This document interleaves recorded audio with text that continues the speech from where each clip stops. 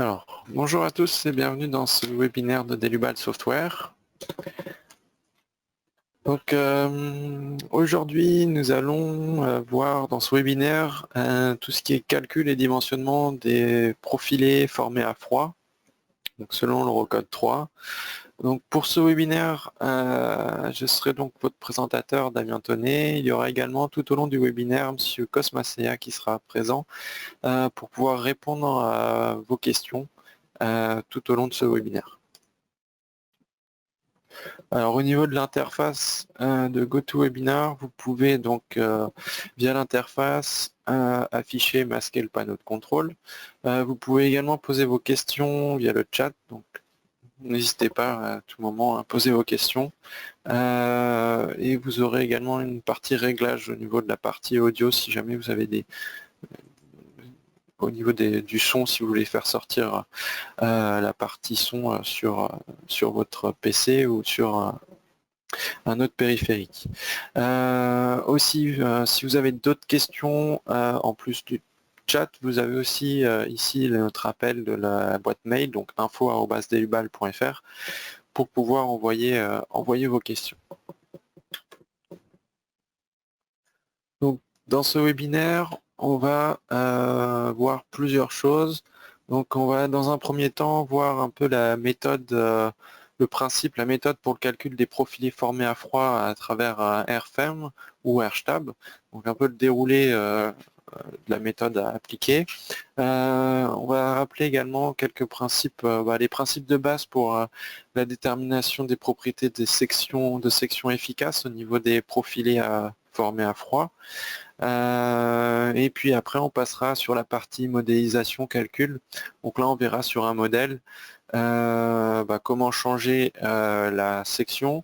On va aussi regarder aussi au niveau de Shepsyn comment créer un profilé Shepsyn. Donc là, on passera par l'import d'un fichier DXF.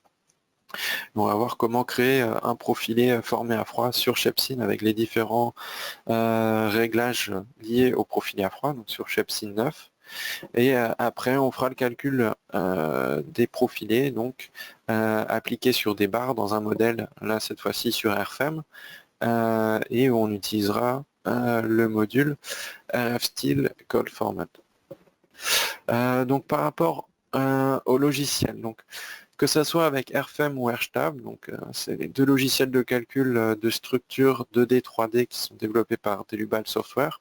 Vous allez pouvoir travailler sur ces profilés formés à froid. Donc avec RFEM et RSTAB, vous allez avoir le module RFStyle EC3 qui va vous permettre de faire tout ce qui est vérification, on va dire standard au niveau de l'Eurocode 3. Et ensuite, on va avoir deux extensions. Justement, une première extension pour tout ce qui est section formée à froid, donc qui permettra là d'ajouter au niveau des vérifications, de faire des vérifications et justifications avec, selon l'Eurocode 3, partie 1.3. Et puis également, on aura aussi l'extension Warping Torsion, RFStyle Warping Torsion, qui permettra là de faire des analyses de stabilité, notamment lorsqu'on va prendre en compte la flexion du flambement par flexion-torsion. Là derrière, on va avoir ici une analyse du second tort qui va être effectuée et on va faire une analyse avec 7 degrés de liberté au niveau des modèles. Et ça, on va le voir dans ce webinaire justement. Et également, on aura Shepsyn 9, donc c'est un logiciel indépendant de RFEM et de RSTAB. Par contre, vous avez les liaisons possibles qui permet donc là de créer vos sections sur Shepsyn, de calculer les profilés, les propriétés des sections. Là, dans Shepsyn, on va avoir les calculs de propriétés et aussi des contraintes. Donc, vous pouvez aussi venir appliquer des charges dans Shepsyn pour calculer des contraintes. Et derrière, Shepsyn va vous faire le calcul des sections à parois minces et des profilés formés à froid. Et vous aurez une passerelle donc, qui vous permet de récupérer les profilés de Shepsyn dans RFEM ou RSTAB. Donc voilà au niveau des outils de calcul qui seront liés là sur la partie dédiée au calcul des profilés formés à froid.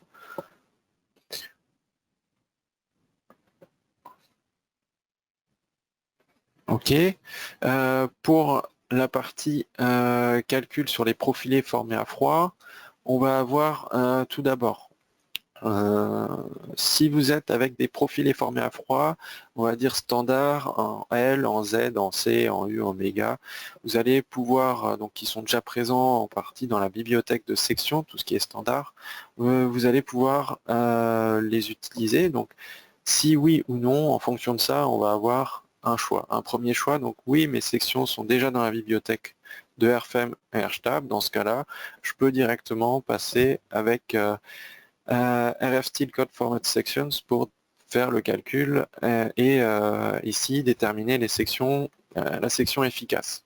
Sinon, bah là on passera avec Shepsyn 9 où là on va pouvoir créer sa propre section ou bien importer d'un fichier par exemple DXF la géométrie de la section, définir les parois, les éléments de parois de la section et les éléments raidisseurs de la section.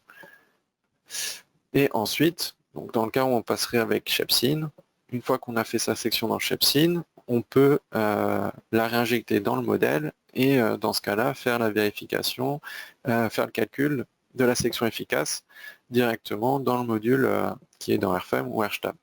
Alors Shepsyn, lui, va aussi pouvoir faire le calcul de la section efficace. On va le voir quand on sera sur Shepsyn, mais derrière, il n'est pas nécessaire de le faire dans Shepsyn pour ensuite le calculer dans RFEM. Le module de RFEM, RFStyle Code Format Sections, va le faire lui-même. Une fois qu'on a du coup importé sa section et qu'on est parti avec l'outil dédié, donc en fonction de si on est sur une section ou une poutre qui sera soumise à de la double flexion ou de la torsion, et si aussi on a une section qui serait dissymétrique, dans ce cas-là, on va, si oui, on va passer avec RFStyle Warping Torsion. Donc là, on va venir l'activer pour pouvoir activer cette option de vérification-là. Dans le cas contraire, si on est sur une section symétrique, là-dessus, on peut passer donc sur les fonctions de base et dans ce cas-là, on va pouvoir effectuer la vérification directement ELU, analyse de stabilité, et ELS directement selon l'Eurocode 3.1.3 directement dans le module RFStyle EC3. Donc toute cette partie-là, ici, se passe dans le module RFStyle EC3. Donc voilà. Donc ici, ce que va apporter Warping Torsion, ce sera un plus sur l'analyse de stabilité. Les autres vérifications de résistance pour les ELU et les vérifications de flèches aux ELS seront faites directement avec RFStyle EC3 et l'extension Style Code Format Section. Ok. Donc voilà pour le principe ici. Et nous, ce qu'on va voir dans ce webinaire, ce sera cette procédure-là. Donc nous, on va passer sur une section, on va être sur une section en Z, mais avec quelques petites variantes d'une section standard. Donc on va passer dans Shepsyn, sur Shepsyn 9. Donc après, on passera avec RFStyle Code Format Section sur le calcul de la section efficace. Et puis ici, comme on aura une section qui sera soumise à la double flexion avec un peu de torsion et qu'on n'est pas sur une section, on sera sur une section dissymétrique, du coup bah, on va activer aussi l'extension Style Warping Torsions et puis ensuite on aboutira à la partie vérification des barres. Donc voilà sur la procédure et sur la méthode à suivre quand on travaille avec les profilés, des profilés formés à froid.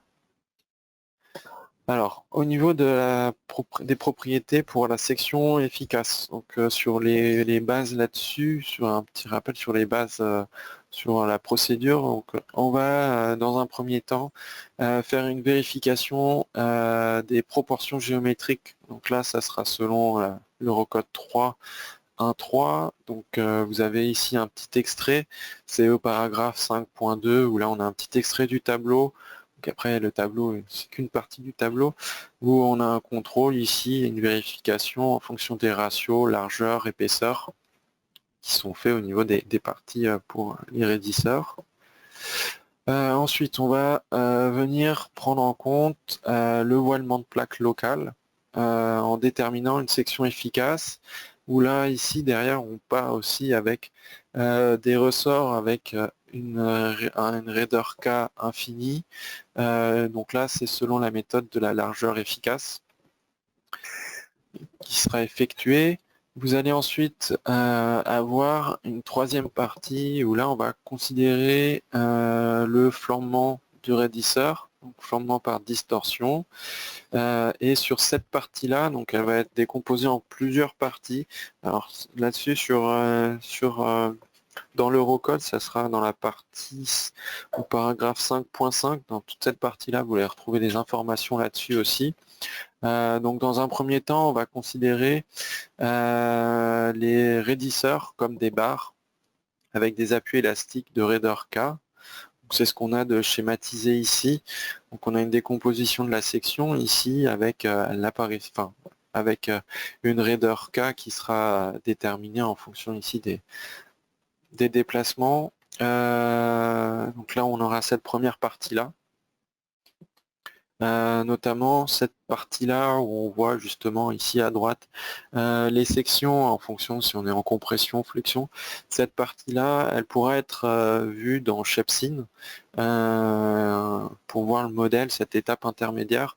On peut demander à Shepsyn de générer cette phase-là dans RFEM. Donc ça là-dessus, on verra justement cette partie-là qui sera visible.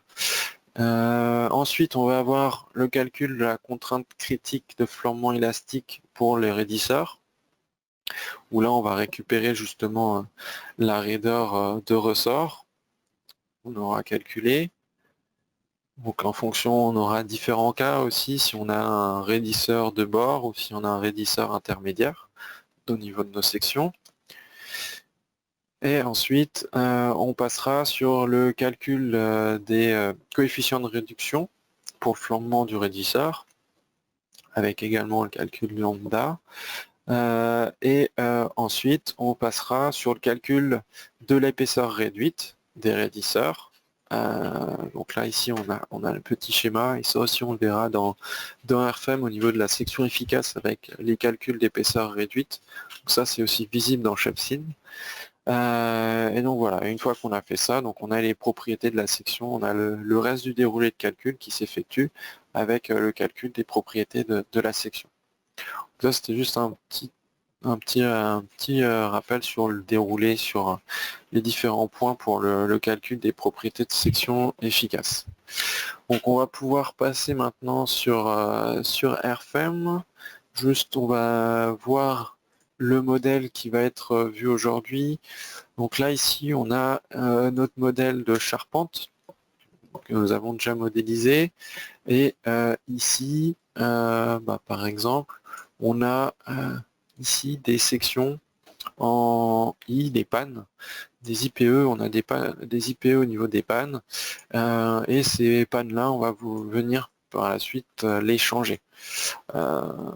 Donc là-dessus, pour venir les changer, on va venir créer notre propre profilé, et on va passer du coup sur Shepsyn. Et je reviens après faire le point sur le modèle. Donc là, dans Shepsyn, donc ce sera sur Shepsyn 9. Donc là, je suis sur Shepsyn 9. On va créer notre profilé.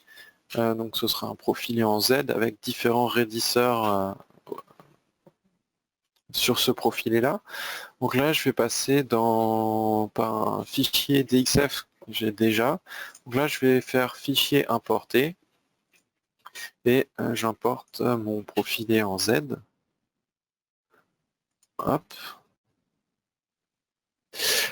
Ici, donc je vais le sauvegarder dans Delubal exemple.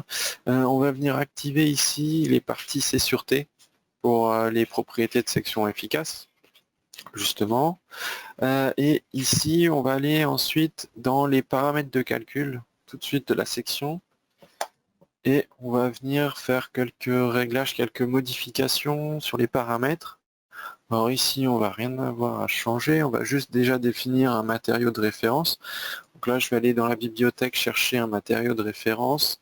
Donc sur la bibliothèque, ici on retrouve la bibliothèque également disponible dans RFEM ou RSTAB. Et là, je vais sur un matériau acier S235 ici pour notre cas. Et ensuite, je vais aller dans la partie C-Sûreté, section efficace, pour venir définir les paramètres sur cette partie-là. Donc ici, on va pouvoir venir choisir la norme de référence pour le calcul de notre section. Donc là, on va notamment retrouver l'Eurocode 3, partie 1.3 pour les sections formées à froid, qu'on peut venir sélectionner ici. Sur les autres réglages, on va les laisser tels quels.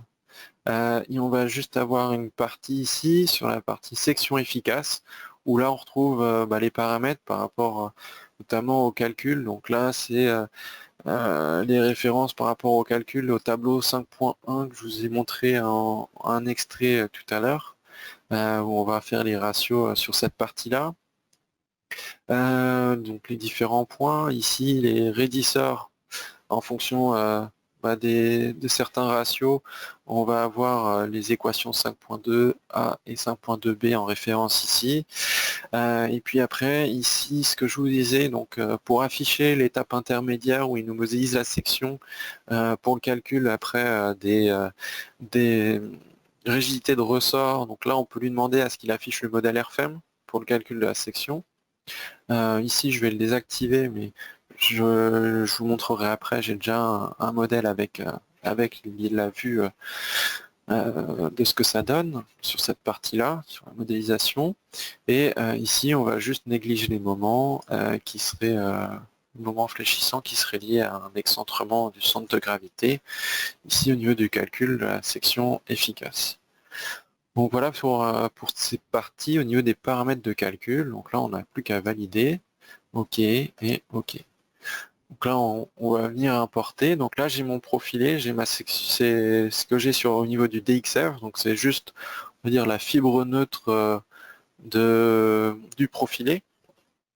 Et ici, on va venir définir une épaisseur de 2 mm que je vais venir positionner ici à 0 pour le point ici.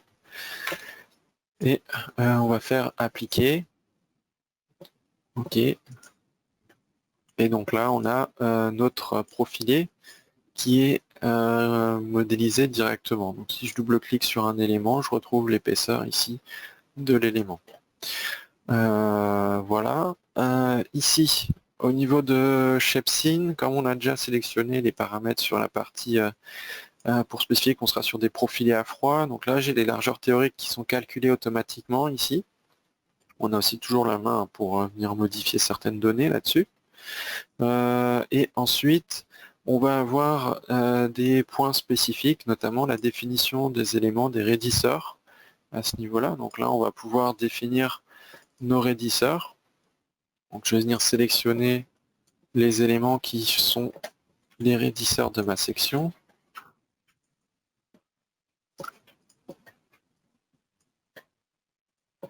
OK. Donc là, il détecte qu'on est sur un simple pli. On pourrait aussi avoir un double pli si on avait on venait replier à l'intérieur ici. Là, sur un raidisseur intermédiaire.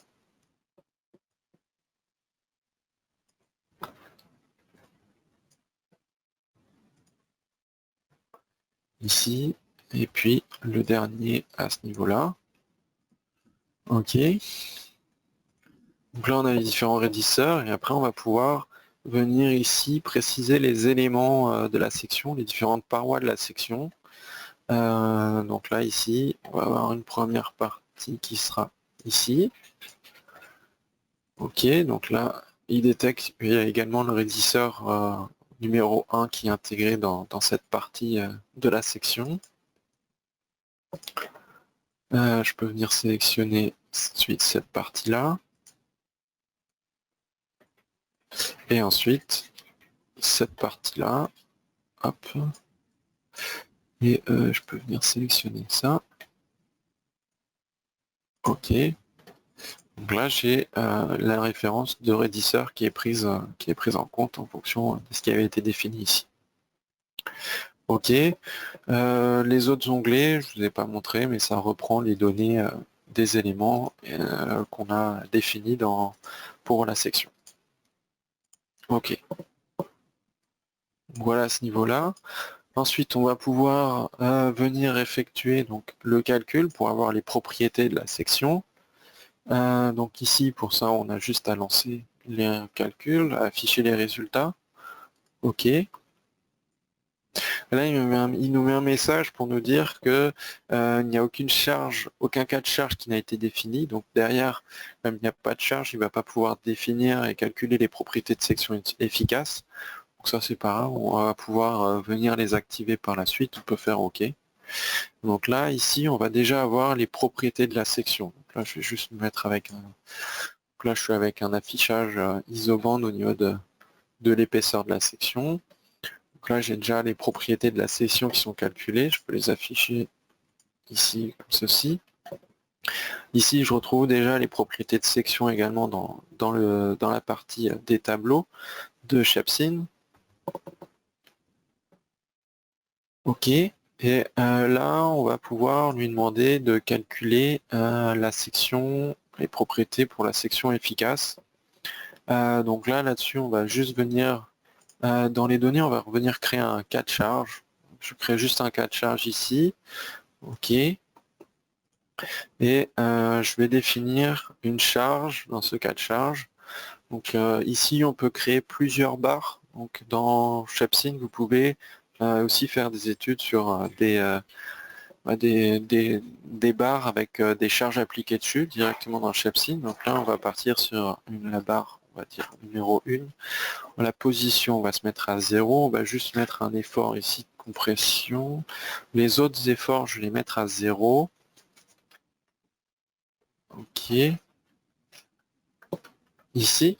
Après, si vous voulez créer d'autres charges qui s'appliquent, vous pouvez les remplir sur les lignes suivantes ou même faire d'autres études sur d'autres barres ou à d'autres positions de la barre.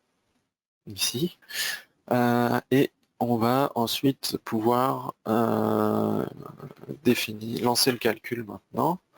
Comme il y a un cas de charge qui a été défini avec des charges, ici il va faire le calcul avec la section efficace. Donc là ici on peut lui demander à afficher les parties efficaces, ici, directement. Et ici, donc là ici on peut, si on zoome, on va pouvoir voir ici l'épaisseur, notamment efficace, qui est différente. Donc ici, on voit que l'épaisseur est réduite par rapport à cette zone-là. Donc on peut voir les variations au niveau de cette partie-là. On voit que cette partie-là, on a une épaisseur nulle. Et si on descend, on voit également ici, on a une variation au niveau de l'épaisseur qui est présente dans cette zone-là. Voilà. Là-dessus, au niveau de la section, on a ici aussi les données, les résultats sur la partie section efficace ici qui sont disponibles. Bon voilà pour cette partie-là au niveau de Shepsyn.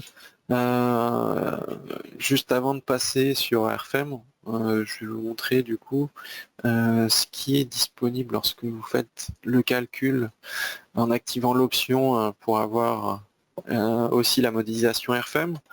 Donc ici par exemple, on a la section ici qui est calculée au niveau de RFM et qui est utilisé. Donc après on peut aussi afficher les charges, on a des charges qui sont appliquées et donc ces résultats ici sont utilisés pour le calcul ici des ressorts. Donc si on revient, c'est ce qu'il y avait dans l'image ici, je peux la réafficher, c'est ce qu'on avait ici, voilà. Donc pour cette partie-là, on a la partie RFM qui est calculée. Donc voilà pour cette partie-là au niveau de Shepsyn. Donc là, il génère ce modèle-là qui est au niveau de RFM. OK. Donc là maintenant on a calculé notre section, on a toutes ses propriétés et on va pouvoir utiliser cette section-là dans le modèle RFEM. Donc je reviens au modèle RFEM, ici. Donc ici on a un modèle de halle en charpente métallique.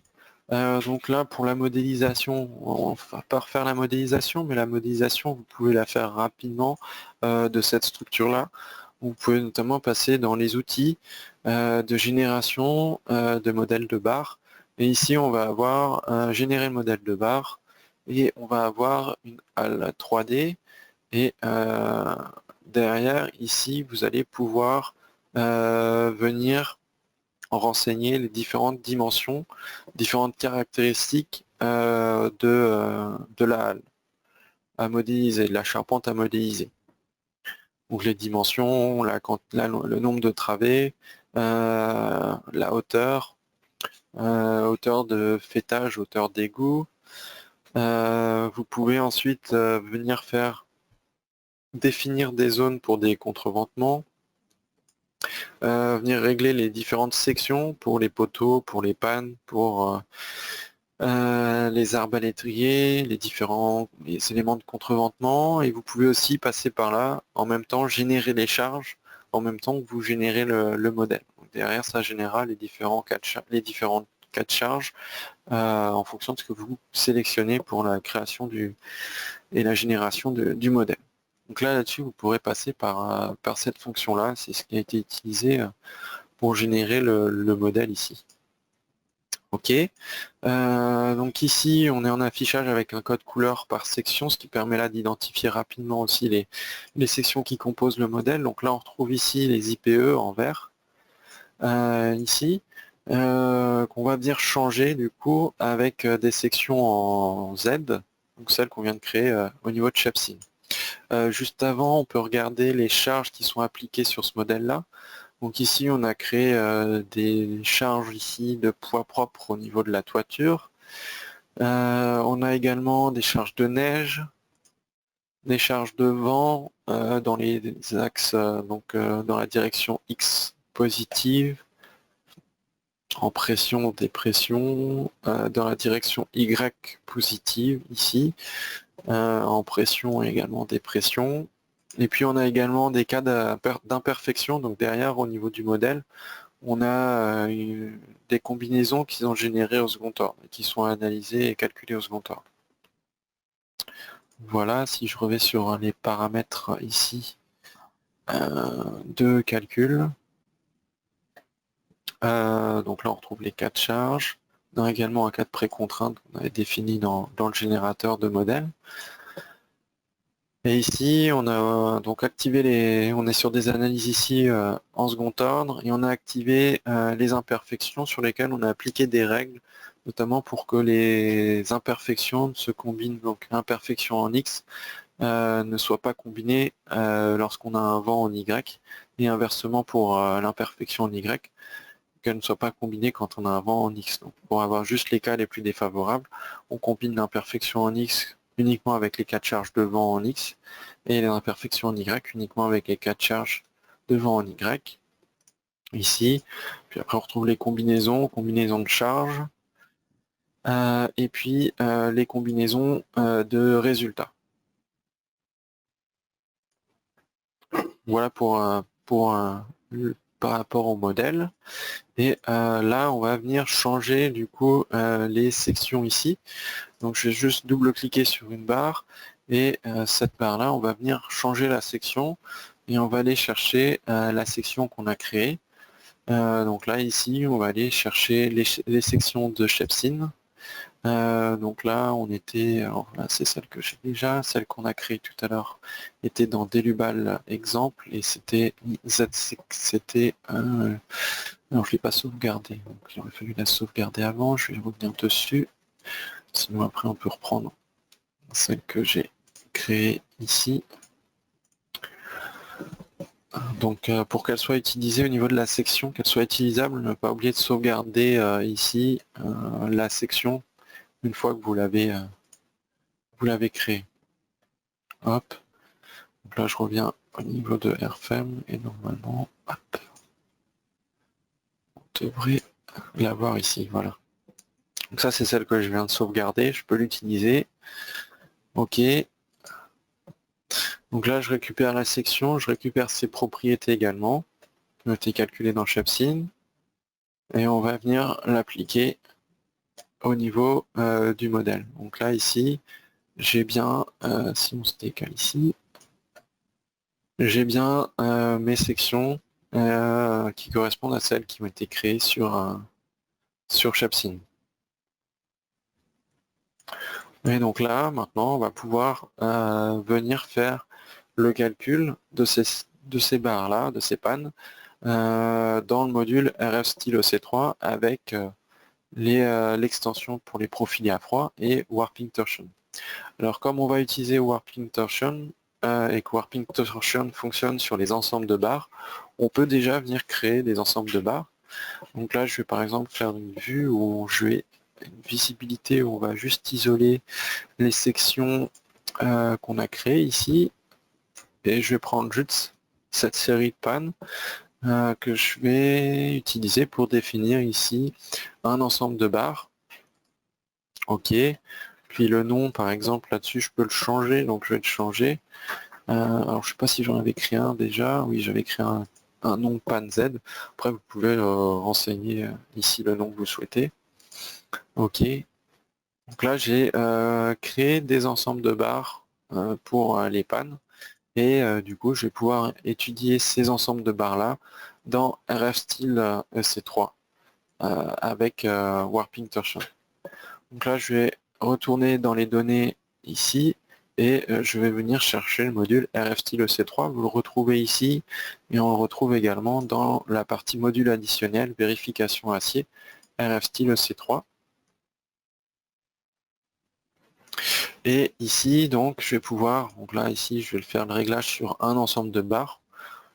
Donc là, ici, vous allez pouvoir sélectionner l'annexe nationale, sélectionner les cas de charge, les combinaisons ou combinaisons résultats que vous souhaitez utiliser pour le calcul. Alors par exemple, là, je vais prendre les combinaisons, ici, ELU, puis je vais prendre ici la combinaison résultat ELS. Donc ici, on avait généré que l'ELS caractéristique ici. Voilà. Et puis, avant de poursuivre, on va aller voir les réglages par rapport aux différents modules, aux extensions du module dont je vous ai parlé tout à l'heure. Donc on va aller dans l'annexe ici, national. Ici, on va retrouver des données, notamment aussi sur les profilés formés à froid. Donc là, ici, nous, on va rien changer dessus. On va par contre aller dans détail, et dans la partie détail, on a dit qu'on va venir activer l'analyse avec Warping Torsion. Ce sera cette partie-là. On va venir activer l'extension. Donc là, on va faire une analyse de stabilité sur nos ensembles de barres. Donc derrière, c'est une méthode d'analyse au second ordre. Et là, on va faire une méthode où on va avoir 7 degrés de liberté qui vont être activés, qui vont être disponibles. Et ensuite, on va avoir ici l'onglet Formé à froid, où là, on va pouvoir venir activer la vérification selon l'Eurocode 3, partie 1.3 de l'Eurocode 3, donc, pour la justification des profilés à froid. Donc derrière, si on n'était pas sur on n'utilisait pas par exemple Warping Torsion, on aurait pu par exemple demander à activer éventuellement au niveau de l'analyse de stabilité, d'effectuer, de contrôler si la partie, le paragraphe 2 de la partie 6.2.5 de l'Eurocode 3 ici pouvait être appliqué. Donc là, comme on est avec Warping Torsion, on ne va pas l'activer. Et on a un autre point également, c'est ici on peut, au niveau des profilés, des poutres avec les profilés à froid, on peut activer, préciser qu'au niveau des appuis, on n'a aucun raidisseur dans l'âme. Donc là derrière, ça fait référence au tableau 6.1 de l'Eurocode. Et cette partie-là, 6.1, pour ceux qui veulent savoir, c'est dans la chapitre 6.1.5 que vous retrouvez ce tableau-là. Donc là, si vous activez cette partie-là, vous pouvez également faire la vérification de la force transversale locale, ici, Donc voilà, nous ici on va considérer qu'à ce niveau-là on a des raidisseurs au niveau des appuis. OK, et une fois que vous avez activé ça, on peut valider et fermer la fenêtre. Ensuite, la procédure reste celle habituelle avec le module RF Style C3. On va passer sur les matériaux, sur les sections. Donc là, on retrouve la section que l'on a créée au niveau de Shepsyn avec ses propriétés. Ici, on va pouvoir définir des maintiens latéraux. Alors ici, on n'a pas modélisé de maintien latéraux, de lierne ou quoi que ce soit dans le modèle. Après, sur des charpentes avec profil à froid, c'est des choses qui sont amenées à être utilisées au niveau de la stabilité, au niveau des maintiens de ces profilés-là, pour les pannes notamment. Donc là, par exemple, si vous le souhaitiez, on aurait pu très bien, vous pourriez très bien modéliser donc des liernes entre les pannes pour modéliser cet aspect-là au niveau de maintien intermédiaire. Donc là, nous, on ne les a pas modélisés, mais on va les prendre en compte directement dans le module en définissant des maintiens latéraux.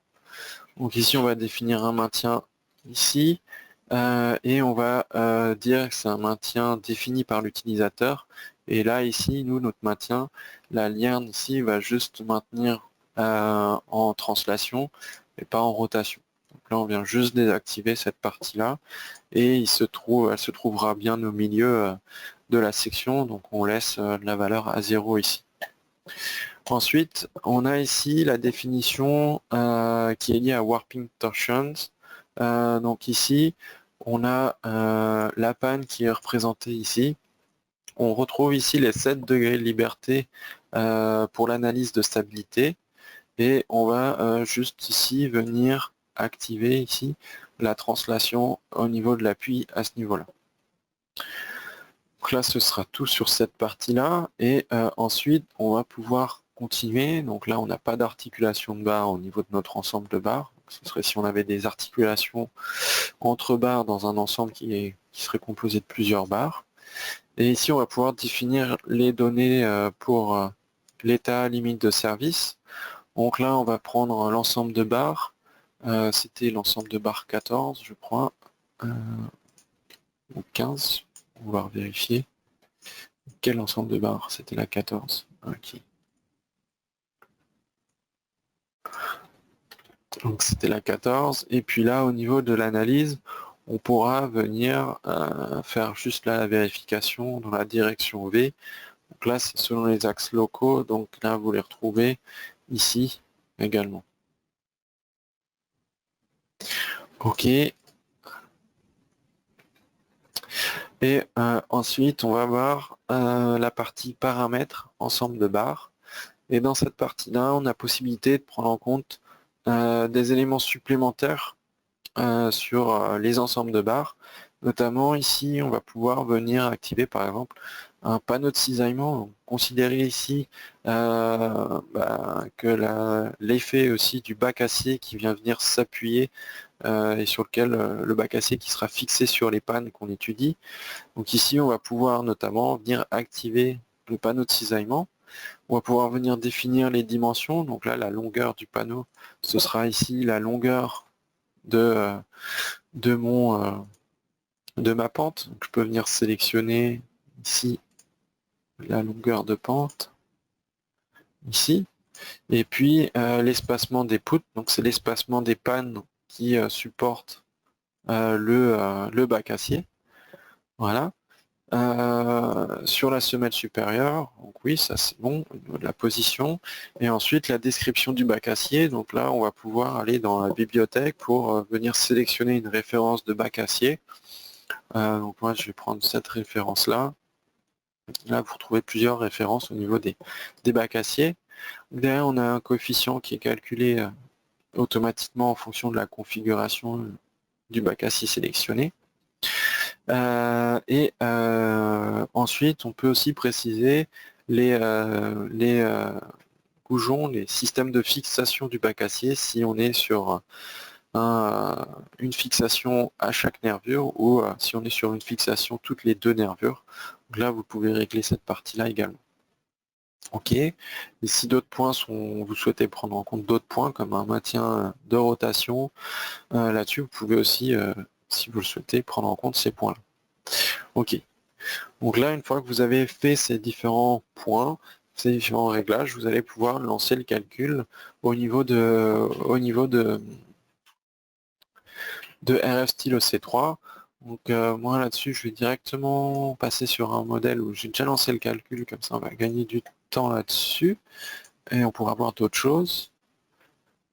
Et donc ici, donc c'est exactement le même modèle, hein. On a juste, donc là-dessus, j'ai déjà réglé la partie de vérification, mais cette fois-ci, le même réglage que j'ai effectué sur l'une des barres, je l'ai effectué sur les différents ensembles de barres qui sont ici. Là, j'ai sélectionné tous les ensembles de barres qu'on a créés tout à l'heure, avec les réglages pour ces ensembles-là. Et ensuite, on a lancé donc la vérification. Donc ici, on a les vérifications par cas de charge. Je retrouve les ratios max pour chaque combinaison. Ici, je retrouve le ratio max pour la combinaison résultat au niveau de la flèche, de l'analyse de flèche. Et ici, on peut regarder par ensemble de barres, on a les vérifications, avec la vérification notamment sur la partie section vérification pour les sections formées à froid, et puis la partie vérification au niveau de l'état limite de service, au niveau de la déformation, ici pour les pannes. Donc ensuite, les résultats qu'on a ici, on retrouve les détails de résultats dans cette partie-là, au niveau des tableaux. Et on peut aussi les consulter graphiquement sur le modèle. Donc là, je peux les afficher ici. Donc là, je les ai affichés avec les codes, avec les sections colorées directement. Vous pouvez les afficher aussi directement avec des diagrammes si vous le souhaitez. Là, j'ai mis des codes couleurs avec le code couleur sur les sections directement. Et donc, ce qui permet tout de suite de voir les zones en fonction des ratios, des rapports de vérification au niveau des barres. Donc voilà. Ensuite, par exemple, donc là vous pouvez après afficher les différents résultats graphiques ici, qui sont liés à la vérification du module RF stylo C3. Et ensuite, vous pouvez donc, par exemple, si on le souhaite, on va mettre cette vue-là, vous pouvez ensuite récupérer aussi et éditer les notes de calcul. Donc là, par exemple, moi je vais envoyer cette image-là dans la note de calcul, on peut le faire.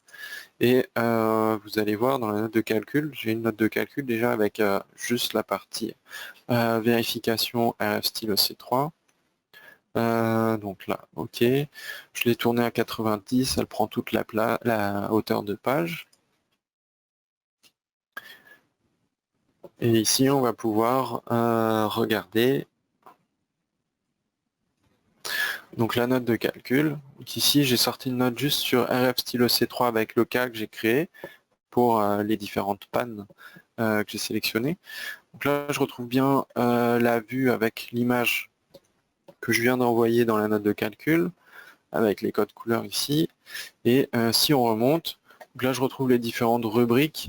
Là, je retrouve le résumé avec les vérifications par ensemble de barres. Donc là, avec on va dire, les résumés avec les ratios max pour les ratios des vérifications. Donc là, c'est une synthèse en fait, juste avec le ratio et le titre de la vérification. Mais je vais vous montrer, on peut venir activer aussi plus d'options pour avoir les détails également qui s'affichent dans la note de calcul. Je vais vous montrer comment on peut venir activer cette partie-là. Et on retrouve également les autres informations, tout ce qui a été utile pour la définition des pannes au niveau de la justification. Donc, tous les paramètres de vérification qu'on a renseignés, on les retrouve également ici. Puis après, ici, la page de couverture, ici, qui est présente. Donc voilà pour cette partie-là. Donc là-dessus, vous pourrez aussi documenter la justification de vos profilés à froid au niveau du module, au niveau de RFEM. Donc après, si vous souhaitez rajouter ici les détails de calcul, ce sera possible. Donc il suffit d'aller revenir sur la rubrique pour venir sélectionner ce qu'on souhaite faire apparaître dans le rapport d'impression. Et là, sur la partie résultats, ici, sur les vérifications d'ensemble de barres, on peut venir activer les résultats intermédiaires en forme courte ou en forme longue. Donc, ça prendra plus ou moins de place dans la note de calcul. Et derrière, vous pouvez choisir les rubriques que vous souhaitez faire apparaître au niveau des détails de calcul pour les vérifications. Donc ça, en fonction de ce que vous avez sélectionné et validé, donc vous allez régénérer un rapport d'impression avec les différents résultats intermédiaires qui seront là liés à la vérification dans RF style C3 pour les profilés à froid. Donc voilà pour ce webinaire, pour cette partie-là. Au niveau de logiciels Airfm, donc si vous avez des questions, vous pouvez vous rendre sur notre site internet et vous retrouverez différentes informations. Notamment sur notre site internet, vous allez retrouver différents services en ligne avec notamment les outils de géolocalisation pour tout ce qui est charge climatique. Donc là-dessus, vous retrouverez sur notre site une page dédiée à cette partie-là où vous pouvez renseigner directement l'adresse de votre projet et ça va vous donner directement dans quelle zone pour zone de vent, zone de neige ou zone sismique vous vous trouvez avec les différentes informations. On va aussi avoir sur notre site des outils avec une page avec directement des sections où là on va retrouver donc des bibliothèques de sections et toutes les propriétés de sections qui sont associées à ces sections. Vous retrouverez aussi sur le site une base de données de FAQ et aussi une base de connaissances. Donc là-dessus, vous allez retrouver notamment différents articles techniques que vous pouvez venir consulter sur notre site directement. Donc si je vais sur le site, vous allez les retrouver, hop, la fiche là.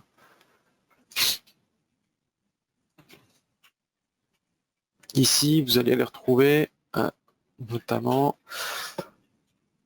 au niveau de, par exemple, support et formation. Vous allez retrouver ici les FAQ et ici la base de connaissances où là, vous allez avoir toute une liste d'articles techniques qui traitent différents sujets, que ce soit pour de la structure métallique, de la structure béton, bois, sur de l'analyse statique, de l'analyse dynamique, des questions sur de la modélisation. Donc là-dessus, vous allez retrouver différents articles techniques utiles, ou après, vous pouvez aussi consulter du coup ici la base de connaissances, enfin les bases de FAQ, la liste des FAQ. Vous allez également avoir des modèles à télécharger. Donc, vous avez depuis peu une liste de modèles également disponible sur le site que vous pouvez consulter et télécharger. Donc là, on peut retourner sur le site ici. Et ici, vous allez avoir les modèles à télécharger. Et donc là-dessus, vous pouvez consulter les modèles. Par exemple, ici, on a des exemples de modèles avec des câbles et des poulies. Et vous pouvez consulter et télécharger les modèles qui ont été réalisés. Ok, avec ici une petite vue aussi en 3D de la modélisation, qui permet de visualiser un peu ce qu'il y a dedans avant de télécharger le modèle. Voilà, vous aurez toute une liste ici qui est mise à votre disposition. Et ensuite, vous retrouverez également nos chaînes YouTube où vous retrouverez dessus les vidéos de nos webinaires. Vous retrouverez également des vidéos avec liées aux articles techniques ou au FAQ.